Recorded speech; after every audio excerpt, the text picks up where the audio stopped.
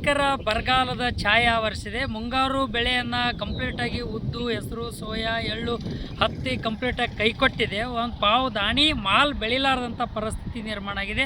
ಒಬ್ಬೊಬ್ಬ ರೈತರು ಎರಡೆರಡು ಬಾರಿ ಮುರಿದು ಬಿತ್ತನೆ ಮಾಡಿರ್ತಕ್ಕಂಥದ್ದು, ಗೊಬ್ಬರ ಬೀಜ ಖರೀದಿ ಮಾಡಿ ಸಿಕ್ಕಾಪಟ್ಟಿ ಲಾಗೋಡಿ ಮಾಡಿ ರೈತರಿಗೆ ವಜ್ಜೆ ಆಗಿರ್ತಕ್ಕಂಥ ಪರಿಸ್ಥಿತಿ. ಬಾವಿಗಳು ಬರ್ತೇವೆ, ಬೋರ್ವೆಲ್ಗಳು ಬರ್ತೇವೆ, ನದಿಗಳು ಬರ್ತೇವೆ, ಹಳ್ಳ ಕೊಳ್ಳ ನಾಲ ನರಿ ಎಲ್ಲ ಕಂಪ್ಲೀಟಾಗಿ ಬರ್ತೇವೆ.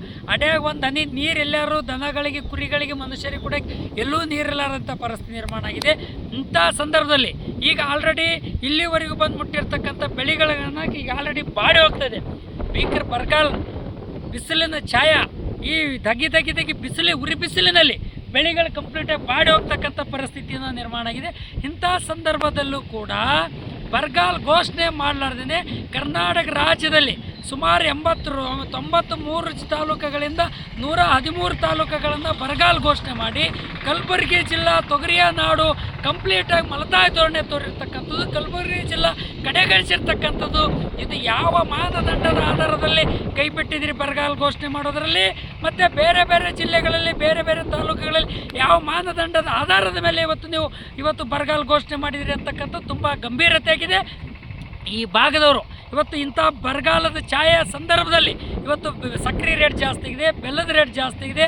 ಈ ವರ್ಷ ಕಬ್ಬು ಇಳುವರಿ ಬರಲಾರಂಥ ಪರಿಸ್ಥಿತಿ ನಿರ್ಮಾಣ ಆಗಿದೆ. ಕಬ್ಬು ಒಂದು ವರ್ಷದ ಬೆಳೆ, ಹಾಗಾಗಿರೋದ್ರಿಂದ ಕಬ್ಬಿನ ಬೆಂಬಲ ಬೆಲೆ ಬಗ್ಗೆ ಯಾರೂ ಮಾತಾಡ್ತಾ ಇಲ್ಲ, SIP ಬಗ್ಗೆ ಮಾತಾಡ್ತಾ ಇಲ್ಲ, MSP ಬಗ್ಗೆ ಮಾತಾಡ್ತಾ ಇಲ್ಲ, ರೈತರ ಸಾಲ ಮನ್ನಾದ ಬಗ್ಗೆ ಮಾತಾಡ್ತಾ ಇಲ್ಲ, ಬರಗಾಲದ ಬಗ್ಗೆ ಮಾತಾಡ್ತಾ ಇಲ್ಲ. ಬರಗಾಲ ಘೋಷಣೆ ಮಾಡೋದರಲ್ಲಿ ಮಲತಾಯಿ ಧೋರಣೆ ತೋರಿಸ್ರಿ, ತೊಗರಿಯ ನಾಡು ಕಡೆಗಣಿಸಿದ್ರಿ, ಕೈ ಬಿಟ್ಟಿದ್ರಿ. ಒಂದು ತಾಲೂಕನ್ನು ಕೂಡ ಸಿಂಗಲ್ ಕೂಡ ತಗೊಳ್ಳಾರಂಥ ರೀತಿಯಲ್ಲಿ ಮಾಡಿದ್ರಿ. ಅದೇ ರೀತಿಯಿಂದ ಬೆಳೆ ವಿಮೆಯನ್ನು ಮಲತಾಯಿ ಧೋರಣೆ ಇದು ಭಾಳ ಅಕ್ಷಮ್ಯ ಅಪರಾಧ ಅಂತಕ್ಕಂಥ ಮಾತನ್ನು ಹೇಳ್ಕೊಳ್ತೀವಿ. ಈ ಭಾಗದ ರೈತರು ಅನ್ನದಾತರು ಎಲ್ಲಿಗೆ ಹೋಗಬೇಕು? ಇವತ್ತು ಅವರು ಗಂಟು ಮೂಟೆ ಕಟ್ಕೊಂಡು ಏನು ಮಾಡಬೇಕು, ಅವ್ರ ಬದುಕು ಯಾವ ರೀತಿ ನಡೆಸ್ಬೇಕಂತಕ್ಕಂಥದ್ದು ಇವತ್ತು ತೋರಿಸ್ತಾ ಇಲ್ಲ. ಮಿಸ್ಟರ್ ಮಂತ್ರಿ ಮಾನ್ಯಗಳೆಲ್ಲರೂ ಕೂಡ ಇದ್ರ ಬಗ್ಗೆ ಬಾಯಿ ಬಿಟ್ಟು ಮಾತಾಡಬೇಕು. ಈ ಭಾಗದ ತೊಗರಿಯ ನಾಡಿನ ಜನರಿಗೆ, ರೈತರಿಗೆ ಇವತ್ತು ನೀವು ಉತ್ತರ ಕೊಡಬೇಕಂತಕ್ಕಂಥ ಮಾತನ್ನು ಕೂಡ ಈ ಸಂದರ್ಭ ಒತ್ತಾಯ ಮಾಡೋಕ್ಕೆ ಬಯಸ್ತಿದ್ವಿ.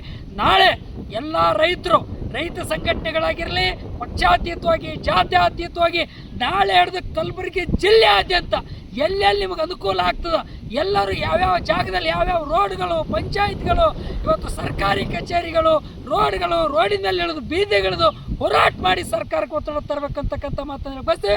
ಮಿಸ್ಟರ್ ಮುಖ್ಯಮಂತ್ರಿಗಳು, ಇವತ್ತು ಕಲಬುರಗಿ ಜಿಲ್ಲಾ ಬರಗಾಲದಿಂದ ಕೈ ಬಿಟ್ಟಿದ್ರಿ, ನೀವು ಮರುಪರಿಶೀಲನೆ ಮಾಡಬೇಕು. ಕಲಬುರಗಿ ಜಿಲ್ಲೆಯಾದ್ಯಂತ ಬರಗಾಲ ತತ್ತರಿಸಿ ಹೋಗಿದ್ದಾರೆ. ಇವತ್ತು ಆ ಕಾರಣಕ್ಕಾಗಿ ಬರಗಾಲ ಘೋಷಣೆ ಮಾಡಬೇಕಂತಕ್ಕಂಥ ಮಾತನ್ನು ಒತ್ತಾಯಿಸಿ ನಾಳೆ ಜಿಲ್ಲಾಧಿಕಾರಿ ಕಚೇರಿ ಮುಂದುಗಡೆ ರಸ್ತಾ ರೋಕೋ ಚಳುವಳಿಯನ್ನು ನಡೆಸ್ತಾ ಇದೀವಿ ಅಂತಕ್ಕಂಥ ಮಾತನ್ನು ಈ ಸಂದರ್ಭದಲ್ಲಿ ಬಯಸ್ತಾ ಇದ್ವಿ.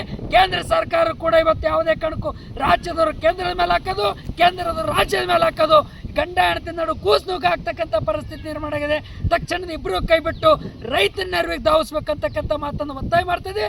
ನಾಳೆ ಕಲಬುರಗಿ ಜಿಲ್ಲಾಧಿಕಾರಿ ಕಚೇರಿ ಮುಂದುಗಡೆ ರಸ್ತೆ ತಡೆ ಚಳವಳಿ ಮಾಡ್ತಾ ಇದ್ದೀವಿ. ತಾವೆಲ್ಲ ರೈತರು ಕೂಡ ಸಹಸ್ರಾರು ಸಂಖ್ಯೆಯಲ್ಲಿ ಭಾಗವಹಿಸಬೇಕು, ಹೋರಾಟ ನಡೆಸಬೇಕು, ಸರ್ಕಾರ ಮೇಲೆ ಒತ್ತಡ ತರ್ತಕ್ಕಂಥ ಪ್ರಯತ್ನ ನಿರಂತರವಾಗಿ ನಡಿಬೇಕು. ಈ ರೈತರ ನೆರವಿಗೆ ಮಿಸ್ಟರ್ ಮಂತ್ರಿಗಳು ಈ ಬರಗಾಲ ಘೋಷಣೆ ಕೈ ಬಿಟ್ಟಿದ್ರು, ಅದ್ರ ಸಂಬಂಧಪಟ್ಟಂಗೆ ತಾವು ಉತ್ತರ ಕೊಡಬೇಕಂತಕ್ಕಂಥ ಮಾತನ್ನು ಒತ್ತಾಯ ಮಾಡ್ತೀವಿ. ಮರು ಪರಿಶೀಲನೆ ಮಾಡಿ ಬರಗಾಲನ ಘೋಷಣೆ ಮಾಡ್ಬೇಕಂತಕ್ಕಂಥ ಮಾತನ್ನು ಆಗ್ರಹ ಮಾಡ್ತಾ ಇದ್ದೀವಿ.